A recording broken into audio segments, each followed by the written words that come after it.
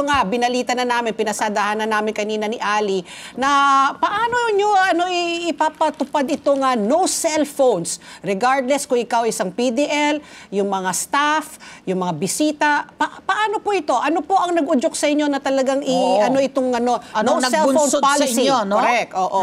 Oo, kasi araw-araw na lang, nag-iisip ako ng kung anong solusyon na maganda. Sa may kasabihan nga na you have to simplify the problem and you have to simplify the solution. So once and for all, lahat na lang para wala nang cellphone na kung may cellphone kayo, iwan nyo sa sasakyan nyo.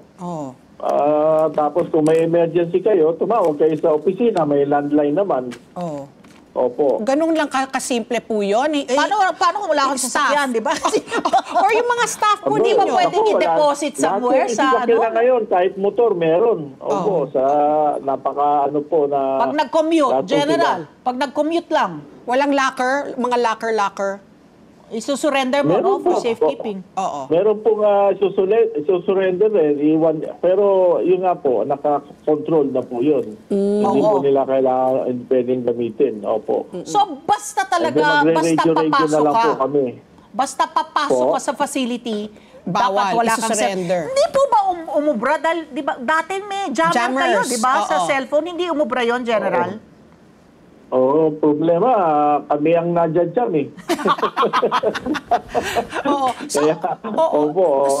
Kaya mas maganda kung gano'n na lang, madali na solusyon. Okay. So General, effective when po itong polisiya ninyo? Paano yan? Magpapass the basket, i-deposito lahat ng mga PDL? Umaamin ba sila na meron silang mga cellphone po? Halughog! Mga dorms nila. Correct. Bawal po yung cellphone, masisira po yung kanilang good conduct doon. Back to zero. So paano? Paano nyo gagawin po? May Kasi idalaw po, may computer control po yung natin. They can still communicate with their loved ones. Of course, may face-to-face dalaw, may idalaw through internet. So kasi masyado ng sophisticated yung natin communication natin. Kahit wala kang ng SIM card ngayon, pwede kang mag-messenger, Facebook, lahat. Viber. Tapos meron pang Starlink na napakalakas ng Starlink. Madali ka makakonect sa internet. So we have to look into this but ang utos kasi ng ating mahal na Pangulo, of course, si Secretary Boying and Secretary John Vic, yung bloodless war against illegal drugs. So ang sinasabi nila, dito parati nagkakaroon ng connection. So, ang duda ko dyan, hindi lang PDL ang nakikipag-connect, baka mga tauhan ko din na pinapagamit yung cellphone. Diba?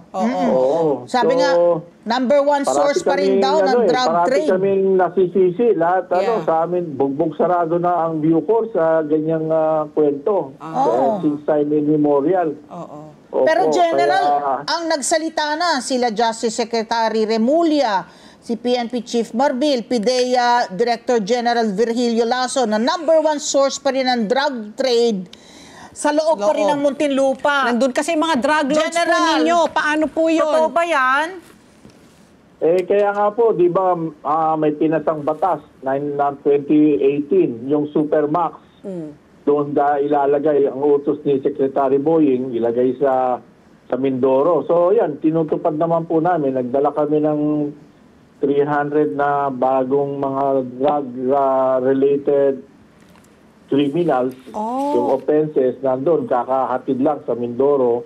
And then yung Supermax natin, ongoing yung construction, meron ng kalahating bilyon na nirelease ng DBM. Hopefully next year may 300 million. So tuloy-tuloy po yan. Kaya lang, nagmamadali po ang ating administrasyon na dahil kaya may bago silang campaign na bloodless war against illegal drugs. Kaya ginagawa po natin kaagad dito. So General, itong Supermax nyo po sa Palawan, nandun po lahat yung mga drug lords, yung mga high profile at saka yung mga talagang, alam po na, puro mga drug lords ba ang nandoon? Or basta heinous crime? O heinous crime? Sa Palawan po, nandun po yung mga mababait. Yung mga pasaway nandun po sa Mindoro dito sa sablayan. Let's get together. Sunday 25. Sunday 25.